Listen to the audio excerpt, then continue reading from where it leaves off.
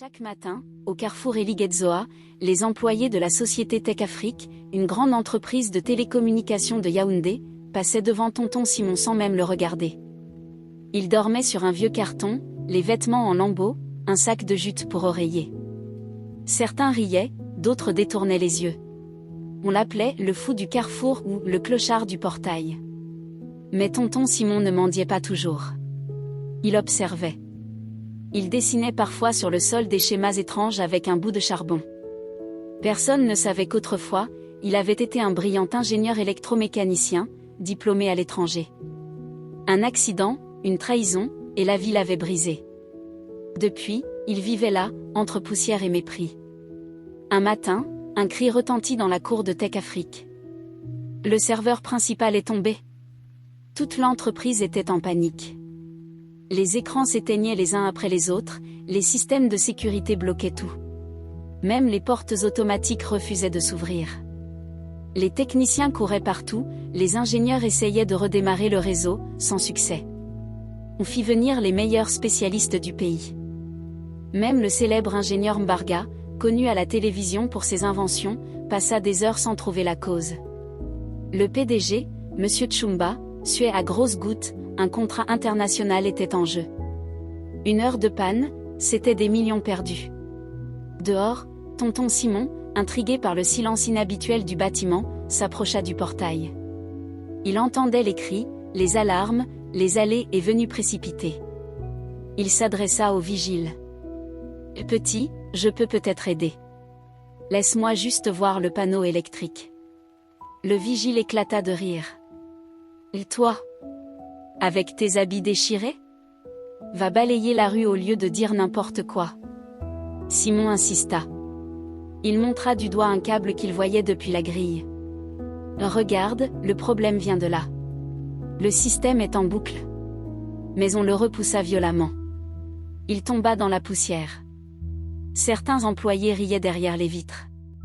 On venait de jeter dehors celui qui détenait la solution.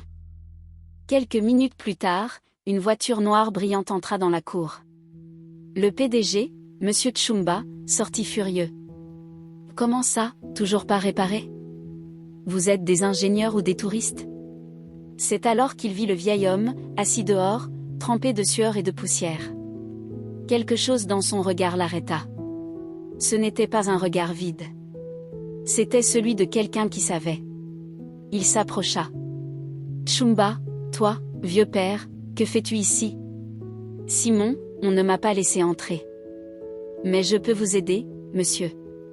Le problème n'est pas dans le logiciel, mais dans la liaison secondaire du générateur. » Les ingénieurs se mirent à sourire, moqueurs. Mais Tchumba, intrigué, décida de tenter le coup. « Laissez-le entrer. » Simon entra. Il marcha lentement jusqu'à la salle des machines, observa les panneaux électriques, posa ses doigts sur les câbles. Quelques secondes plus tard, il coupa un petit disjoncteur, puis rebrancha un câble mal placé. Un bruit sourd résonna. Les lumières se rallumèrent. Les écrans clignotèrent. Tout revint à la normale. La salle éclata en cris de joie. Le PDG resta figé. Les ingénieurs, bouche bée. Le fou du portail venait de sauver toute l'entreprise. « Tchumba, qui es-tu ? » Simon, autrefois, j'étais ingénieur ici. Mais on m'a accusé d'une erreur que je n'avais pas commise. Alors j'ai tout perdu, sauf mes connaissances. Un silence pesant suivit. Les visages se baissèrent. Le lendemain, M. Tchumba fit convoquer toute l'entreprise. Sous les regards de tous, il serra la main du vieil homme et déclara : « Voici l'ingénieur Simon, l'homme qui a sauvé Tech Afrique. Il ne dormira plus jamais dehors. » Il lui offrit un poste d'expert conseil, un logement et un salaire digne de son talent. Certains employés, honteux, vinrent s'excuser. D'autres versèrent des larmes. Simon ne dit rien. Il regarda le ciel et murmura : « Seigneur, tu n'oublies jamais ceux qui croient encore. Ne juge jamais un homme par ses habits.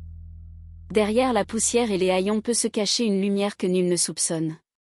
Ce que les yeux voient n'est qu'une façade, la vraie richesse réside dans le courage, la dignité et la sagesse du cœur. » Un jour, ceux que le monde méprise deviennent les leçons vivantes de l'humilité et de la grandeur cachée. Car la valeur d'un homme ne se mesure ni à son apparence ni à sa fortune, mais à sa capacité de se relever, de croire encore, et de tendre la main même à ceux qui l'ont rejeté. Souviens-toi, la poussière peut cacher de l'or, et la misère d'hier peut être la lumière de demain.